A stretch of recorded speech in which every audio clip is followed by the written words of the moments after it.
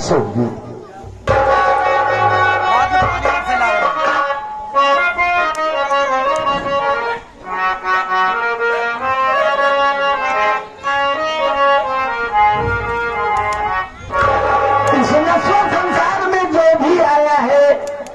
एक न एक दिन गया है, कोई आज कोई कल कोई परसों, सबको जाना है, लेकिन किसी का जाना कभी कभी इतना दुख दे जाता है कि इंसान ताउम्र उसकी कमी का एहसास करता है। आज माता जी हम सबों के बीच नहीं है। माता जी ने अपनी खून पसीने से अपनी बगिया को सजाया, संवारा, जिनका बचपना माता जी की गोदी में गुजरा, आज वो सोच रहे हैं क्या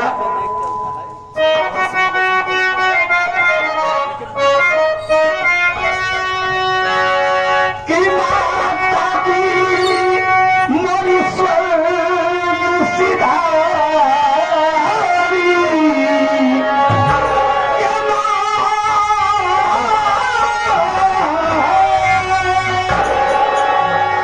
माता जी मोरी स्वर्ग सिधारी,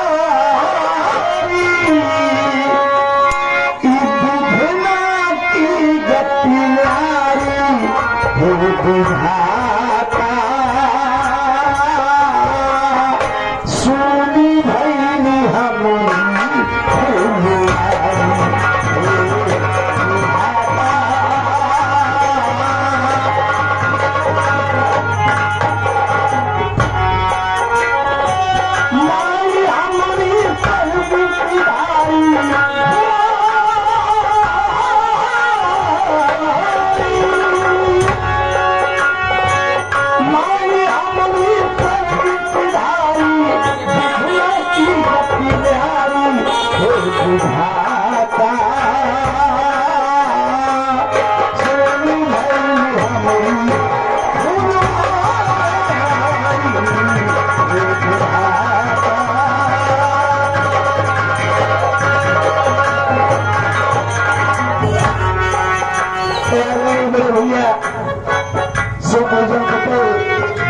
माता जी की आत्मा को स्वर्ग में उच्च स्थान मिले।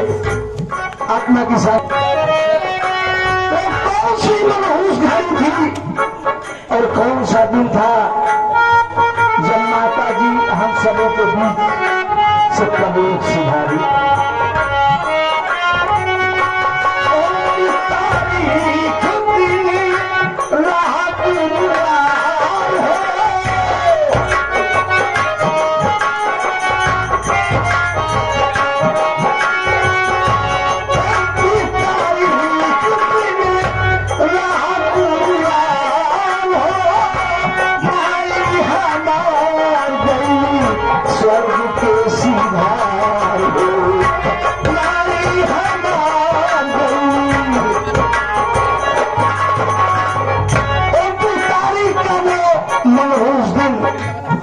जिस दिन मां प्रवेश सुधारी,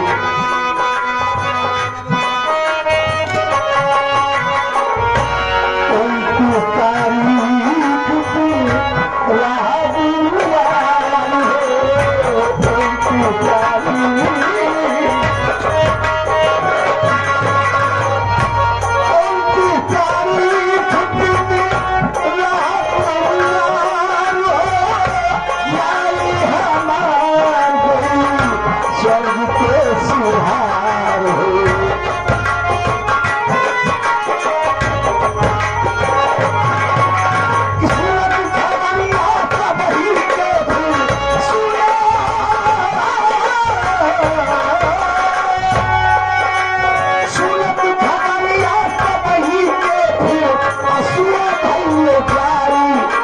विधाता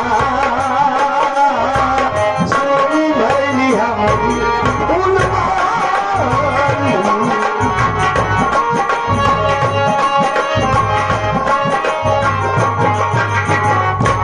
माता जी दुनिया से परलोक सुधर गई।